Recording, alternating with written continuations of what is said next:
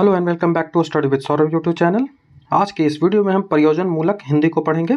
ये हमारा चैप्टर 5 है और ये चैप्टर 5 का पार्ट 1 है। ये वीडियो जो होगा, ये प्रयोजन मूलक जो हिंदी होगा, इसको मैं 2 पार्ट में लेकर आऊँगा। ये पार्ट 1 है और इसके बाद पार्ट 2 को लेकर आऊँगा। तो इससे पहले मैंने जो 4 चैप्टर अपलोड किए हैं, उनके सारे वीडियोज़ को यदि आपने नहीं देखा है तो उनको आप ज़रूर देख लोगे।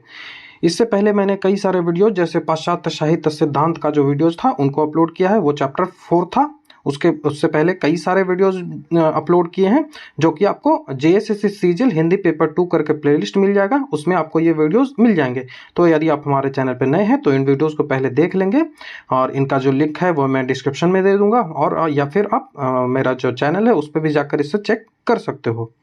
एक इम्पॉर्टेंट बात, यदि आपने कहानी, नाटक, उपन्यास, जितनी भी चीज़ें हैं, यदि आपने इनको नहीं पढ़ा है तो मैंने अपने टेलीग्राम चैनल पे इन सारी चीज़ों को सेंड कर दिया है, तो जाकर उन्हें आप डाउनलोड कर पढ़ सकते हो। ये हमारा टेलीग्राम चैनल है, स्टडी विद सौरभ ऑफिशियल। तो इसको आप टाइप करके भी ज्वाइन कर सकते हो, या फिर मैं लिंक डिस्क्रिप्शन में दे दूंगा, तो आप वहाँ से इसे ज्वाइन कर सकते हो। तो इस चैप्टर में प्रयोजन मूलक हिंदी में हम क्या क्या चीज़ें पढ़ेंगे, तो इसकी अवधारणा क्या है वो पढ़ेंगे, जो कि ये सिलेबस है, ठीक है। प्रशासनिक हिंदी क्या है उसको पढ़ेंगे, प्रशासनिक पत्राचार जो होता है वो क्या होता है उसको पढ़ना है, संक्षेपण, टिप्पण, प्रारूपण और प्रतिवेदन। तो हम इसमें जो प्रशासनिक हिंदी है, अवधारणा, प्रशासनिक हिंदी और कुछ पत्राचार के भी वीडियो जो कंटेंट है उसको मैं इसमें पढ़ाने का प्रयास करूँगा, और जो अगला पार्ट होगा वो नेक्स्ट वीडियो में होगा। तो सबसे पहले प्रयोजन मूलक जो है उसका जब हम संधि विच्छेद करते हैं तो एक होता है, इसमें 2 शब्दों से ये मिलकर बना हुआ है, पहला प्रयोजन और दूसरा मूलक। तो प्रयोजन का सीधा सा अर्थ होता है कि उद्देश्य, ठीक है। प्रयोजन का उद्देश्य होता है, अर्थ होता है उद्देश्य या प्रयुक्ति, मतलब किसी उद्देश्य के लिए जब कोई कार्य किया जाए तो प्रयोजन मूलक, और मूलक होता है आधारित। तो इसका सीधा सा अर्थ हुआ कि किसी विशिष्ट उद्देश्य के लिए जो प्रयुक्त भाषा होती है उसे ही प्रयोजन मूलक भाषा बोलते हैं। और यहाँ जब हम हिंदी के संदर्भ में करेंगे तो वो प्रयोजन मूलक हिंदी कहा जाएगा। जैसे ऐसी विशिष्ट हिंदी जिसका प्रयोग विशिष्ट प्रयोजन या विशिष्ट उद्देश्य के लिए किया जाए उसे ही प्रयोजन मूलक हिंदी कहा जाता है। तो ये डेफिनेशन है, और एक आधिकारिक हम डेफिनेशन इसका लें तो प्रयोजक मूलक हिंदी से तात्पर्य है कि हिंदी का वह प्रयुक्ति परक विशिष्ट रूप या शैली जो विषयगत तथा संदर्भ प्रयोजन के लिए विशिष्ट भाषिक संरचना द्वारा प्रयुक्त की जाती है। मतलब इसमें विशिष्ट भाषा का प्रयोग करेंगे, विशिष्ट शब्दों का प्रयोग करेंगे विशिष्ट प्रयोजन के लिए। तो हर एक प्रयोजन के लिए आपको हर एक जो शब्द है वो यूज करे पड़ेंगे। आप नॉर्मली जो बात करते हैं वैसे शब्दों को आप प्रशासनिक पत्राचार में आप उसको यूज नहीं कर सकते हैं, वैसी शैली जो है आपकी नॉर्मल भाषा की उसको आप नहीं प्रयोग कर सकते हैं। तो उसके लिए एक विशिष्ट होता है रूप, उसी रूप से हम उन चीज़ों को करते हैं, तो यही प्रयोजन मूलक हिंदी कहा जाता है, ठीक है। किसी भाषा का जो विकास का प्रारंभिक चरण जो होता है उसमें भाषा जो है वो सामाजिक संपर्क का कार्य करती है। हमने जो पहले के वीडियोस पढ़े हैं उसमें मैंने बताया है कि संपर्क भाषा कौन सी होती है, तो वो वीडियोस आप देख लोगे, लिंक मैं डिस्क्रिप्शन में उसका दे दूंगा, आप प्लेलिस्ट से उसको चेक कर लोगे। तो सबसे पहले जो भाषा है वो सामाजिक संपर्क के लिए ही यूज की जाती थी। तो भाषा के इस संपर्क जो रूप था इसे संपर्क भाषा कहा जाता है, जो कि मैंने पहले भी आपको बताया है। जो संपर्क भाषा है आगे चढ़कर जब पौढ़ अवस्था, मतलब वो बुढ़ापे की जब अवस्था में पहुंचता है तो उसमें कई सारे चेंजेज आते हैं, और भाषा के इनसे दो रूप बदलते हैं, ठीक है। इनसे भाषा के 2 रूपों में बदलते हैं, एक को बोलते हैं प्रयोजन मूलक और दूसरा को बोलते हैं आनंद मूलक, ठीक है। तो आनंद मूलक जो भाषा है वो साहित्यिक भाषा कही जाती है। साहित्य में जो भाषाओं का प्रयोग किया जाता है वो आनंद मूलक भाषा होती है।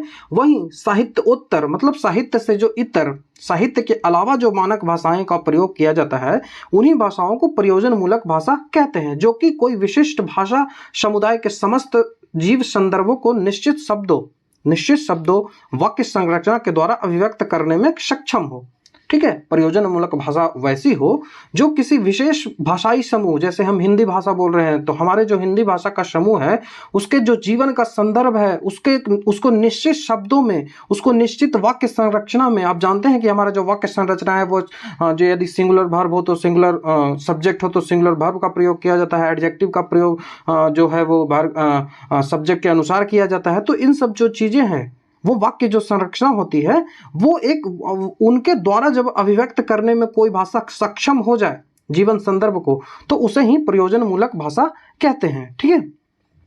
भाषा जो होता है वो उपादेयता एवं विशिष्टता का प्रतिपादन प्रयोजन मूलक भाषा से है। ठीक है, भाषा से की जो उपादेयता मतलब उपयोगिता जो है और उसकी जो विशिष्टता है वो उसका जो प्रतिपादन होता है वो किससे होता है, तो वो प्रयोजन मूलक भाषा से ही होता है।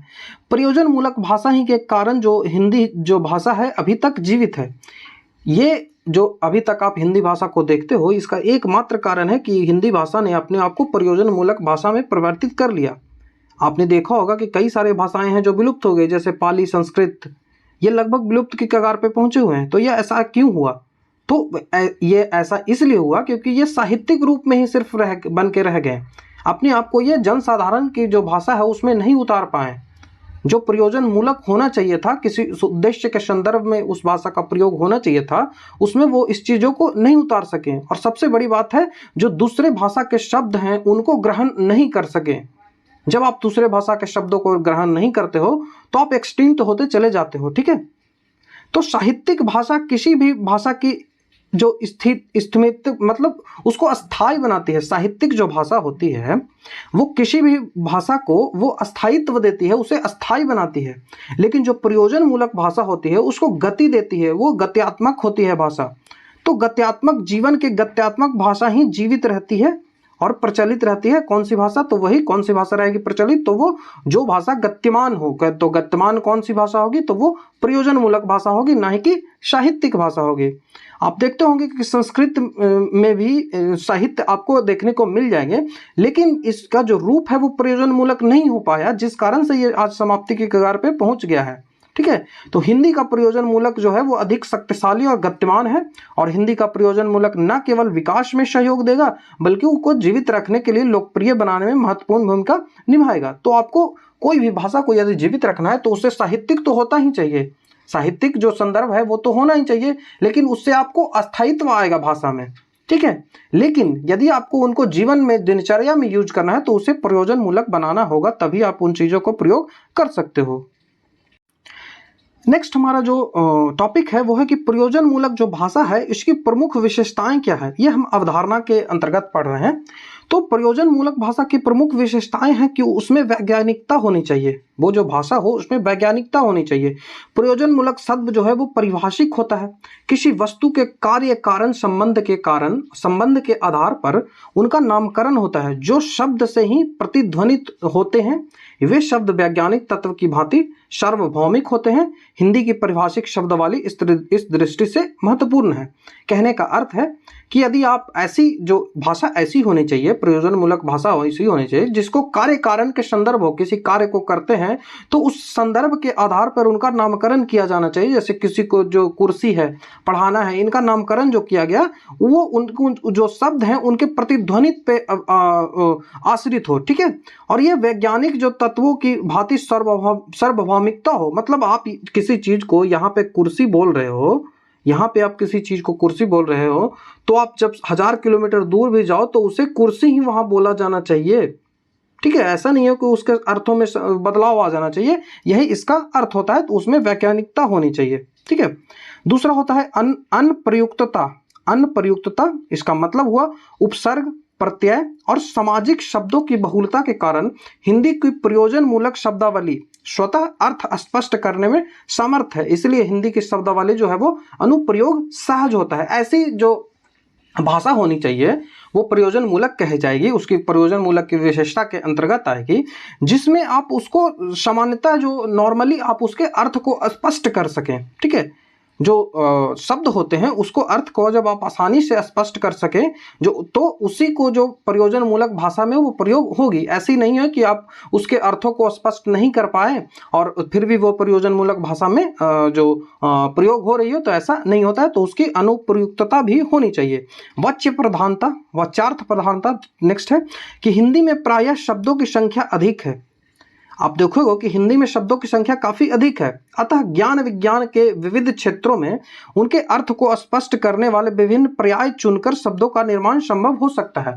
हिंदी में इतने सारे आपको शब्द मिल जाएंगे कि वही कहने का यहाँ अर्थ होता है कि आप विविध क्षेत्रों के लिए विविध शब्द का जो नामकरण है वो कर सकते हैं। तो वाचिक शब्द ठीक वही है जो अर्थ प्रस्तुत करे।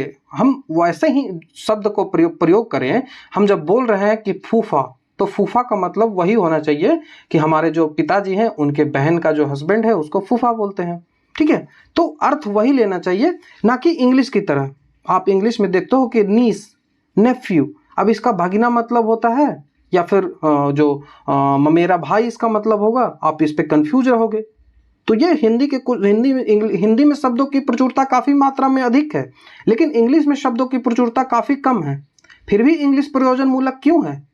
क्योंकि वो स्टार्टिंग से ही वैसे जो देश हैं वो डोमिनेंट रहे हैं, अंग्रेज सब जगह फैले हुए थे, शासन किया, जिस कारण से वो सांस्कृतिक रूप से सबसे पहले यदि आप पे किसी जो देश है उसका आक्रमण होता है तो वो सबसे पहले आपको सांस्कृतिक रूप से तोड़ते हैं। जब तक वो सांस्कृतिक रूप से आपको नहीं तोड़ पाएंगे तब तक वो वहां शासन नहीं कर पाएंगे। तो सबसे पहले उन्होंने सांस्कृतिक रूप से हमें तोड़ा, तो हमें अंग्रेजी हम पे थोपी गई और हम लोग जो है वो अंग्रेजी को आगे बढ़ाते चले गए। और आज ऐसी स्थिति आ रही है कि जो अंग्रेजी है वो एक स्टेटस का सिंबल बन चुका है। आप यदि अंग्रेजी नहीं बोलते हो तो आप माना जाएगा कि आप अनपढ़ हो। तो ऐसी स्थिति आ चुकी है। तो ये विचारणीय स्थिति है, क्योंकि ऐसा होना नहीं चाहिए। अपनी भाषा पे हमेशा गर्व होना चाहिए। जैसे कि आप देख सकते हो जर्मन, रसियन, ये सब जो होते हैं ये सब इंग्लिश को ज़्यादा प्रयोग नहीं करते हैं। ये सब लोग सिर्फ संपर्क भाषा के रूप में इंग्लिश का प्रयोग करते हैं, अन्यथा इसका प्रयोग नहीं करते हैं। जर्मन जो लाइब्रेरी है वहाँ कई जगह आपको लिखे हुए मिल जाएंगे, या फिर वहाँ के जो डेवलपमेंट है वो बोलते भी हैं कि ऐसी कोई भी बुक आपको नहीं मिलेगी जो मैंने यहाँ पे जर्मन में ट्रांसलेट करके नहीं रखा हुआ है, ठीक है। लेकिन भारत के संदर्भ में स्थितियां बिगड़ी हुई है। यहाँ जो है इंग्लिश स्टेटस का सिंबल बन चुका है, जो कि एक भयावह स्थिति है, ठीक है। तो उसमें वाच्य प्रधानता होनी चाहिए जो कि हिंदी में है, अनुप्रयुक्तता होनी चाहिए, वैज्ञानिकता होनी चाहिए और सरल और स्पष्टता होनी चाहिए, तभी वो प्रयोजन मूलक भाषा के रूप में कार्य कर पाएगा, ठीक है। तो ये चार जो शब्द हैं वो होने चाहिए इसमें प्रयोजन मूलक हिंदी होने के लिए। इस तरह से जो प्रयोजन मूलक भाषा के रूप में हिंदी एक समर्थ भाषा है। स्वतंत्रता के पश्चात जो है वो प्रयोजन मूलक भाषा के रूप में स्वीकृति होने के बाद हिंदी न केवल तकनीकी शब्दावली का विकास हुआ है, वरन विभिन्न भाषाओं के जो शब्दों हैं वो उनकी अपनी प्रकृति के अनुरूप ढाल लिया है। आज प्रयोजन मूलक क्षेत्र में नवीनतम उपलब्ध इंटरनेट तकनीकी शब्दावली हिंदी में उपलब्ध है और निरंतर नए नए प्रयोग इसमें होते चले जा रहे हैं। जैसा कि मैंने पहले भी बताया था कि भाषा वही जीवित रह सकती है जो दूसरे भाषाओं से अपने जो शब्द हैं उसको ग्रहण कर सके। उसको ग्रहण करने की उसमें क्षमता होनी चाहिए, तभी वो भाषा जीवित रह पाएगी, नहीं तो वो भाषा एक्सटिंक्ट हो जाएगी, वो विलुप्त हो जाएगी। तो हिंदी के साथ ऐसा नहीं है। हिंदी में आप देखोगे कि हिंदी में आपको अरबी भाषा भी मिलेगी, हिंदी में लैटिन भाषा भी आपको मिलेगी, लैटिन शब्द भी मिलेंगे, अंग्रेजी के भी कई सारे शब्द मिलेंगे। तो ऐसा संस्कृत में नहीं होता है। संस्कृत जो है वो भाषाओं को ग्रहण, जो बोलियां हैं, जो शब्द हैं, अंग्रेजी के शब्द हैं, उनको ग्रहण नहीं कर पाया, जिस कारण से संस्कृत आज इस कगार पे पहुंच गया है। ये एक कारण है। वैसे तो संस्कृत के कई सारे पिछुड़ने के कारण है, एक्सटिंक्ट होने के कई सारे कारण हैं, लेकिन उनमें से एक बहुत बड़ा कारण यही है कि वो जो शब्दावली है, दूसरे जो भाषाओं की शब्दावली है, उनको ग्रहण नहीं कर सका। तो किसी भी भाषा का सौंदर्य एवं गुणवत्ता प्रदान करने में शैली का योगदान सबसे महत्वपूर्ण होता है कि वो जो भाषा है उसकी शैली कैसी है। तो शैली ही जो है भाषा को प्रभावशाली बनाता है। आप अगर गलत शैली का प्रयोग करेंगे, अनुचित शैली का प्रयोग करेंगे, तो आपकी जो भाषा है वो प्रभावशाली नहीं हो पाएगी, क्योंकि अभिव्यक्ति के माध्यम जो होती है वो भाषा ही होती है। आप जो आपके मन में कौन कौन से विचार चल रहे हैं, आप किस विचार से आप प्रभावित हैं, उसको आप कैसे लिख पाओगे? तो आपको लिखने के लिए भाषा तो चाहिए ही। तो अभिव्यक्ति की जो माध्यम है, अभिव्यक्ति करने की, मनुष्य के अभिव्यक्ति करने की जो माध्यम है वो भाषा ही है। ये आप MCQ में आपसे पूछा जा सकता है। इसमें अगर भेद आता तो इसके लिए प्रयोक्ता, प्रयुक्ति और विद्या जिम्मेदार है, ठीक है। इसमें जो प्रयोग करने वाला है, सुनने वाला है और उसकी जो शिक्षा है वही जिम्मेदार होती है यदि इनमें भिन्नता आती है। आप देखते होंगे कि कई सारे जो व्यक्ति है उनमें अभिव्यक्त करने की शक्ति नहीं होती। जैसे कवि या हैं, साहित्यकार हैं, उनमें अपनी बातों को अभिव्यक्त करने की शक्ति काफ़ी अच्छी तरीके से होती है। तो ये क्यों अलग होती है? तो क्योंकि उसमें ये गुण होता है, उसकी वो शिक्षा होती है, ठीक है। प्रयोजन मूलक हिंदी का संबंध जीवन एवं समाज से है। यह समाज से जुड़ी हुई अनेक समस्याओं को वाणी प्रदान करती है, जिसके लिए विभिन्न शैलियों की जरूरत होती है, अतः विभिन्न मुद्दों को तौर तरीके से अभिव्यक्त करने में सफल होती है, ठीक है। जो इनको नवीनतम नामों से जाना जाता है, कई सारे नामों से जो प्रयोजन मूलक हिंदी है उनको जाना जाता है। प्रयोजन मूलक जो हिंदी है उनकी कई सारी शैलियां हैं, कौन कौन सी है? तो बोलचाल की शैली एक होती है, दूसरी संवाद की शैली होती है, तीसरी भावनात्मक शैली होती है, चौथी साहित्यिक शैली, पांचवा जो है सामाजिक शैली, छठी जो है वो पत्र लेखन शैली, जो सातवीं है वो प्रशासनिक शैली, आठवीं है जो राजनीतिक शैली और नौवीं है जो धार्मिक शैली। तो ये जो प्रयोजन मूलक हिंदी भाषा की ये शैलियां होती हैं जिनको आपको याद रखने की आवश्यकता है। अब सवाल आता है कि प्रयोजन मूलक हिंदी के कौन कौन से रूप होते हैं। प्रयोजन मूलक जो हिंदी है उनके कई सारे रूप होते हैं, तो उनमें कौन कौन से रूप है? तो सबसे पहला आता है प्रशासनिक हिंदी, दूसरा व्यावसायिक हिंदी, तीसरा जो वो तकनीकी हिंदी हो गया, चौथा जनसंचारी हिंदी हो गया, पांचवा जो विधि हिंदी हो गया और जो छठा है वो अन्य विविध प्रकार के जो प्रयोजन के लिए, विविध प्रयोजनों के लिए जो हिंदी का प्रयोग किया जाता है, तो वो प्रयोजन मूलक हिंदी के विविध ये रूप है। तो सबसे पहले हम जो प्रशासनिक हिंदी है, तो प्रशासनिक हिंदी है, तो प्रशासनिक हिंदी से सीधा सा आप अर्थ समझे कि जो प्रशासनिक कार्य भारत सरकार के होते हैं, ठीक है, या फिर कोई राज्य सरकार के होते हैं, यदि वहां पे हिंदी का प्रयोग किया जाता है तो उसमें जो प्रयोग जो होती है भाषा उसको ही प्रशासनिक हिंदी बोलते हैं। जैसे संवैधानिक प्रावधान होने के बावजूद भी जो संघ की राज्य भाषा को माना गया है, राज्य भाषा का जो दर्जा है वो हिंदी को ही मिला है, ठीक है, जो ना कि राष्ट्रभाषा। ये आप याद रखोगे, राज्य भाषा और राष्ट्रभाषा के बारे में मैंने काफी डिटेल से जो हिंदी की उत्पत्ति है उस वीडियो में मैंने चर्चा की है। तो राज्य भाषा होने के और जो कई सारे जो इसमें जो प्रशासनिक हिंदी है उसमें गतिशील मिलती है, ठीक है, एक भाषा जो है उसमें गतिशीलता होनी चाहिए जो कि आपको हिंदी में देखने को मिलेगी। जो इसके रूप में ही संघ और राज्य की जो प्रशासनिक जो भाषा के रूप में हिंदी ने सहकारी विभागों, मतलब जो सरकारी जो विभाग होते हैं, कार्यालय जो होते हैं, उपक्रमों जो होते हैं, उसमें अपनी जगह बना पाई है हिंदी। क्यों? क्योंकि उसमें गतिशीलता है, वो नए नए शब्दों को उत्पन्न कर पाती है, ठीक है, नए शब्द इसमें हमेशा आते रहते हैं, जो पुराने शब्द हैं वो हटते चले जाते हैं, नए शब्द आते चले जाते हैं, अर्थ में परिवर्तन होते चले जाते हैं। तो इस कारण से ही वो जो प्रयोजन मूलक होती चली जाती है, जैसा कि मैंने आपको पहले भी बता दिया है। फलतः प्रशासनिक क्षेत्र में प्रशासनिक कार्यों के लिए विविध रूपों के लिए जो अपने गढ़ने का जो प्रारंभ है वो कर दिया है हिंदी ने, ठीक है।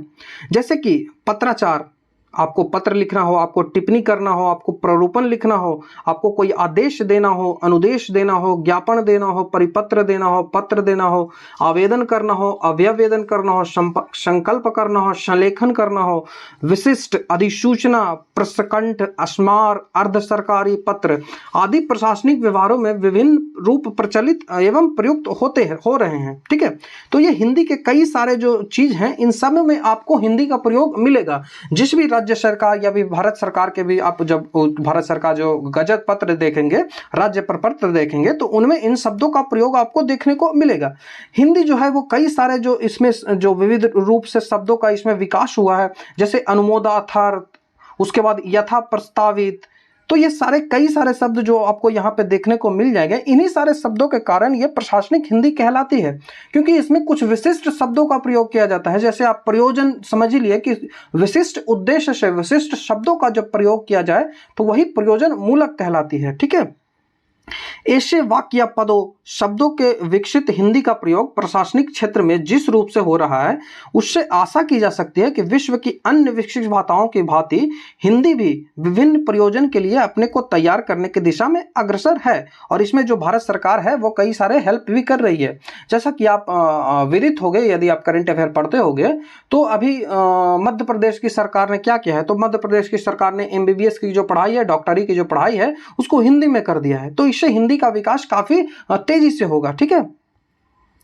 उसके बाद आता है व्यावसायिक हिंदी। व्यवसाय मतलब सीधा सा अर्थ होता है व्यापार। तो व्यापारिक क्षेत्र में जो हिंदी का प्रयोग किया जाता है, जैसे व्यावसायिक हिंदी, तो भारत एक बहुत बड़ा बाजार है, सबसे बड़ा बाजार भारत और चाइना ही है, ठीक है। यहाँ की राष्ट्रभाषा जो व्यावहारिक दृष्टि से हिंदी ही है। व्यावहारिक दृष्टि से आप कह सकते हो कि यहाँ की राष्ट्रभाषा है, लेकिन संवैधानिक दृष्टि से यह राष्ट्रभाषा यहाँ की नहीं है, ठीक है। हिंदी जो है वो भारत की राष्ट्रभाषा नहीं है, वो यहाँ की राज्य भाषा है, जिसके बोलने वालों में समझने वालों की संख्या सर्वाधिक है। इसलिए विपणन मतलब मार्केटिंग की दृष्टि से हिंदी का जो है वो व्यावसायिक भाषा के रूप में समृद्ध होना होगा, और हिंदी भी इस दिशा में तेजी से गतिशील है। जो मार्केटिंग क्षेत्र है उसमें यदि आपको सक्सेस होना है, विपणन में सक्सेस यदि आपको होना है, तो उसके लिए जो हिंदी है वो आपको अच्छे तरीके से हिंदी आना चाहिए। जैसे आपको संपर्क भाषा आ ही नहीं रही तो आप अपने जो प्रोडक्ट है उसको कैसे बेच पाओगे, ठीक है। तो अनुबंध, लाभांश, खाता, साख, आयात, निवेश, निर्गम, जोखिम, हुंडी, तेजी, मंदी, आवृत्ति, कई सारे अनगिनत शब्द आपको मिलेंगे जो कि व्यवहार में व्यवसायी शब्द हैं। ये सारे जो शब्द हैं वो व्यापार में ही काम आते हैं। बैंक, बीमा आदि क्षेत्र में ये सब जो शब्द हैं उनको प्रयोग हो रहा है। तो हिंदी जो है वो व्यावसायिक भाषा भी होते चली जा रही है। आप देख सकते हो, आप मार्केटिंग जब करोगे तो इन सब चीज़ों से आप जो परिचित हो जाओगे, या फिर आप बाजार में जब देखोगे तो यदि आपको हिंदी आएगी ही नहीं, अब यदि आप हिंदी क्षेत्र से हो, आपको हिंदी आएगी नहीं है, तो आप अपने जो प्रोडक्ट है उसकी विशेषताओं को आप नहीं बता पाओगे। आपकी जो मार्केटिंग है, आपकी जो विपणन है वो नहीं हो पाएगी। और हिंदी इस जो क्षेत्र है उसमें तेजी से विकास कर रहा है। हिंदी के कई सारे जो शब्द हैं वो आपको व्यावसायिक शब्द भी आपको मिलते दिखेंगे। ठीक है, तो ये हिंदी का जो व्यावसायिक हिंदी है इसका अर्थ यही हुआ। नेक्स्ट है तकनीकी हिंदी। ठीक है, टेक्नोलॉजिकल हिंदी। तो टेक्नोलॉजिकल हिंदी वैज्ञानिक अनुसंधान उपलब्धियों को पूर्णतः व्यक्त करने में तत्काल होने के कारण वैज्ञानिक क्षेत्र में अंग्रेजी पर जो हिंदी है उसका प्रभाव थोड़ा कम दिखता है। यहाँ पे आपको अंग्रेजी जो है वो काफ़ी तेजी से बढ़ते दिख रही है। ठीक है, लेकिन हाल ही के जो दिन है उसमें कई सारे जो हिंदी शब्द हैं उनका उद्भव हुआ है, जो कि हिंदी के शब्द जो है वो वैज्ञानिक दृष्टि से भी प्रयोग हो रहे हैं। ठीक है, जैसा कि वैज्ञानिक जो विषय के क्षेत्र में प्रयुक्त होने वाले जो अंग्रेजी शब्दों के सटीक पर्याय बन पाए हैं कई सारे हिंदी शब्द। ठीक है, जिससे जो वैज्ञानिक आवेदनों का आविर्भाव हिंदी में भी हो सका है। ठीक है, अनेक प्रक्षेपात्र जो मतलब कि जो सैटेलाइट आप भेजते हो, उपग्रह जो भेजते हो, उनका नामकरण भी हम हिंदी में ही कर रहे हैं। ठीक है, इसके बाद जो इनका निर्माण क्रम में जो विविध प्रक्रियाएं लगती है उसको भी हम आजकल हिंदी में ही लिख रहे हैं या फिर बता रहे हैं, जिससे जो हिंदी जो है वो तकनीकी हिंदी भी बनते जा रही है। ठीक है, भारत सरकार के साथ साथ अन्य वैज्ञानिक विभाग तथा सरकार भी इस क्षेत्र में क्रियाशील है। जब तक गवर्नमेंट आपको हेल्प नहीं करेगी, जब तक गवर्नमेंट हिंदी के प्रति सजग नहीं होगी, तब तक हिंदी का विकास नहीं हो पाएगा। तो वैज्ञानिक जो है और एवं तकनीकी जो शब्दावली आयोग है इसने हजारों वैज्ञानिक शब्दों का मानक पर्याय निर्धारित किया है। कई सारे जो वैज्ञानिक शब्द है उसका अंग्रेजी का सीधा सीधा अनुवाद हिंदी में किया गया है, जो कि काफी एक अच्छी बात है, जिनके प्रयोग से जो हिंदी में वैज्ञानिक साहित्य की समृद्धि हुई है। ठीक है, जिससे तकनीकी हिंदी हो चुकी है, टेक्नोलॉजिकल हिंदी इसे कहा जा सकता है। जैसे यंत्र, तंत्र, वितान, वातानुकूलन, अयस्क, घूर्णन, घर्षण, आघूर्ण, कुंजी पटल, संगणक, तो कई सारे जो चीजें हैं वैज्ञानिक दृष्टि से, इन सब में भी आपको हिंदी के क्षेत्र आपको मिलेंगे। जैसे आप उदाहरणतः देख सकते हो कि कई सारे जो हिंदी साहित्य भी हैं, हिंदी के पत्र पत्रिकाएं हैं, वो भी हिंदी में छपते हैं। जैसे कुरुक्षेत्र एक मैगजीन है जो कि भारत सरकार के द्वारा छापी जाते हैं। वैज्ञानिक आविष्कार, विज्ञान प्रगति, खेती, ये कई सारे जो वैज्ञानिक पत्रिकाएं हैं वो हिंदी में भी छप रही हैं, जिससे हिंदी का विकास तकनीकी के रूप में भी काफ़ी तेजी से बढ़ता चला जा रहा है और इसमें गवर्नमेंट भी काफ़ी हेल्प कर रही है। इसमें आपको जो कंप्यूटर के क्षेत्र में कई सारे जो कोड के लिए इसकी जैसे डेटा प्रोसेसिंग, डायनेमिक, फॉन्ट आदि सारी जो चीज़ें हैं, इनको सीधा का सीधा हमने हिंदी में इसको एक्सेप्ट कर लिया है। फिर भी जो प्रयोजन मूलक बनने के लिए अभी हिंदी को काफ़ी आगे बढ़ना है। जो तकनीकी क्षेत्र में यदि प्रयोजन मूलक बनना है तो हिंदी को अभी काफ़ी आगे तेजी से बढ़ना होगा। नेक्स्ट है कि जनसंचारी हिंदी। जनसंचारी का अर्थ होता है कि मुद्रित अवस्था अथवा तकनीकी एवं अन्य माध्यमों के से जो विचार एवं अनुभवों को सामान्य जन तक पहुंचाना जो होता है उसे ही जनसंचारी विधि कहते हैं। जनसंचारी मतलब जन मतलब लोग, संचारी मतलब उन्हों तक संचार करना, उन तक पहुंचाना। तो मुद्रित रूप में मतलब छपाना, पब्लिश करके, या फिर तकनीकी रूप में, या फिर आप डिजिटली रूप में मैगजीन छापते हो, जैसे ऑनलाइन मैगजीन आप छापते हो, तो तकनीकी रूप में या फिर कोई अन्य माध्यम से भी अपने जो विचार है, अनुभव है, उसको सामान्य जन तक आप यदि पहुंचाते हो तो वही जनसंचारी हिंदी कहलाती है। जैसे पत्र पत्रिकाएं, फिल्म, आकाशवाणी, दूरदर्शन, विज्ञापन आदि जनसंचार के विभिन्न माध्यमों से जनसंचार के लक्ष्य को पूरा करने में हिंदी काफी प्रगतिशील रहा है। जैसे पत्र पत्रिकाएं, रेडियो, दूरदर्शन, फिल्म, विज्ञापन, पत्रकारिता आदि विभिन्न में श्रव्य दृश्यों के माध्यम से हिंदी में शब्दावली विकसित हुई है। फलतः उद्घोषण, अनुवाद, प्रसार निष्पादक, प्रस्तुति, पटकथा, ध्वन्यांकन, परिचार्य, संवाददाता, वार्ता, संवाद। आप देख रहे हो कि कई सारे जो शब्द है आपको देखने को मिल जाएंगे। आप अपने मन में सोचोगे तो कई सारे ऐसे शब्द मिल जाएंगे जो कि जनसंचार से संबंधित हो, तो जनसंचार हिंदी यही कहलाती है। उसके बाद आती है विधिक हिंदी। विधिक मतलब होता है जो सरकारी जो चीजें होती है। तो देश के स्वतंत्रता के बाद जब भारतीय संविधान ने हिंदी को राज्य भाषा बनाया तो संसद एवं अन्य विधानमंडल द्वारा हिंदी एवं अन्य भाषाओं के जो अधिनियम पारित किए गए कि उनका प्रयोग होगा, जैसे अंग्रेजी को हिंदी के साथ साथ प्रयोग किया जाएगा। इसमें विधायों, विधियों, नियमों, उपनियमों, अधिनियमों, इनका प्राधिकृत अनुवाद प्रस्तुत किया गया। कहा गया कि हिंदी में आप उसका अनुवाद जरूर करेंगे, भले ही आप हिंदी इंग्लिश में उसका अनुवाद होगा, लेकिन आपको हिंदी में भी उसका अनुवाद करना पड़ेगा। तो यही विधिक हिंदी कहलाती है। जब विधि, नियमों, ये उपनियमों, इन सब में जब यदि आप हिंदी का प्रयोग करेंगे तो वही विधिक हिंदी कहलाती है। जैसे उच्च न्यायालय में भी आजकल हिंदी का प्रयोग होता है, पहले नहीं होता था। तो हिंदी जो है वो अपनी जो प्रयोजन मूलक जो स्थिति है उसमें काफी तेजी से बढ़ते चली जा रही है। नेक्स्ट आती है शैक्षणिक हिंदी, शिक्षा के क्षेत्र में हिंदी। तो संविधान जो है उसमें अंग्रेजी भाषा के प्रयोग में छूट देने से शिक्षा के क्षेत्र में भी अंग्रेजी का जो है वर्चस्व काफी तेजी से बढ़ा है। आप देख सकते हो कि आजकल जो उच्च शिक्षा, लगभग उच्च शिक्षा जो होती है वो अंग्रेजी में ही होती है। कई जगह आप देखोगे, जैसे यूपीएससी का हो या फिर बीपीएससी का हो या फिर कोई भी स्टेट पीसीएस हो, वहां अंग्रेजी माध्यम के छात्रों का वर्चस्व होता है। ठीक है, तो ऐसी स्थिति इसलिए बनी है क्योंकि जो स्टडी है, जो अध्ययन सामग्री है, जो शैक्षणिक जो क्षेत्र है उसमें हिंदी को पीछे छोड़ा गया है, हिंदी पे ध्यान नहीं दिया गया है, जिस कारण से ही ऐसी स्थिति बनी है। अंग्रेजी के बिना आधुनिकता जो ज्ञान विज्ञान से वंचित रह जाएंगे। जो यह उल्लेखनीय है कि जर्मनी, जैसा कि मैंने पहले भी बताया था कि जर्मनी, फ्रांस, रूस, चीन, ये सब जो है वो बगैर हिंदी के अपने भाषा के बल पर ज्ञान विज्ञान के क्षेत्र में उच्च सोपान प्राप्त कर सके हैं। आप ऐसा तो नहीं कर सकते हो कि जर्मनी डेवलप नहीं है, फ्रांस डेवलप नहीं है, रूस तो डेवलपिंग कंट्री है, चीन डेवलपिंग है।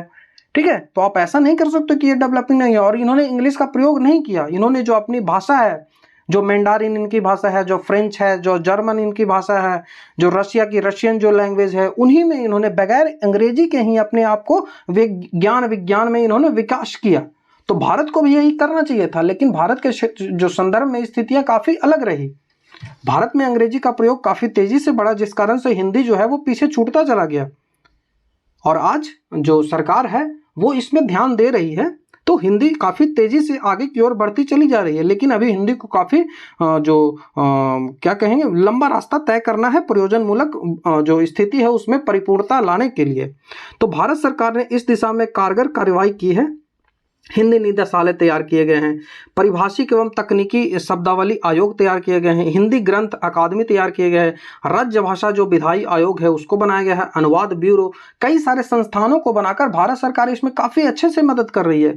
जो इंग्लिश जो बुक्स हैं उनका हिंदी में अनुवाद किया जा रहा है, तो भारत सरकार इसमें हेल्प कर रही है। तो जो हिंदी है वो काफी तेजी से जो प्रयोजन मूलक बनने की जो परिपूर्णता है उसमें काफी तेजी से बढ़ती चली जा रही है।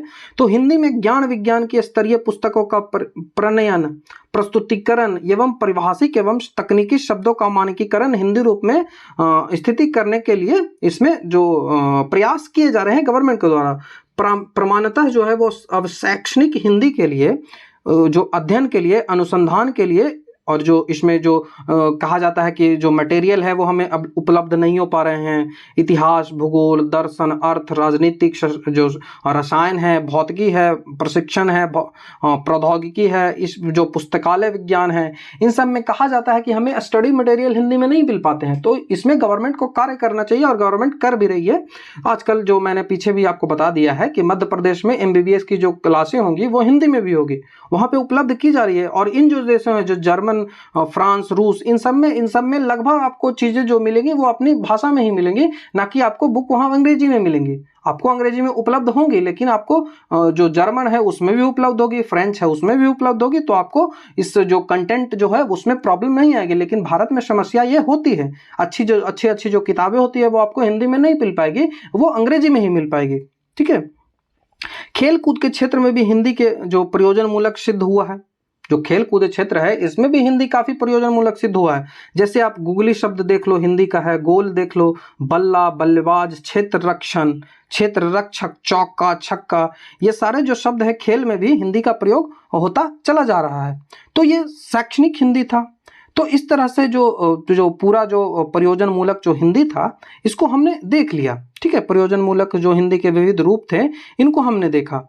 तो ये जो वीडियो था जिसमें हमने प्रयोजन मूलक हिंदी के काफ़ी सारे जो चीज़ें हैं उनको देखा। आगे के जो वीडियो होंगे उसमें हम जो पत्राचार से संबंधित जो इसका जो पार्ट 2 होगा उसको हम देखेंगे। तो यदि आपको वीडियो अच्छा लगा है तो हमारे चैनल को सब्सक्राइब, वीडियो को लाइक, शेयर, कमेंट जरूर कर दें और हमारे जो बेल आइकन है उसको दबाना ना भूलें, क्योंकि जिससे आपको जो हमारे वीडियो है उसका जो अपडेट है वो आपको जल्दी से मिल पाएंगे, सबसे पहले आपको मिलवाएंगे, जिससे आपका जो वीडियो है वो आप सबसे पहले एक्सेस कर पाओगे। तो ये वीडियो था, लगभग 30 मिनट का ये वीडियो होगा, तो आप इसको वीडियो को आराम से देखिए। अब आपको स्क्रीन पे हमारा यूट्यूब सब्सक्राइब करने का बटन दिख रहा होगा, टेलीग्राम ज्वाइन करने का बटन दिख रहा होगा और नेक्स्ट वीडियो की प्लेलिस्ट दिख रही होगी। तो चलिए आपसे नेक्स्ट वीडियो में मिलता हूँ। वीडियो देखने के लिए थैंक यू।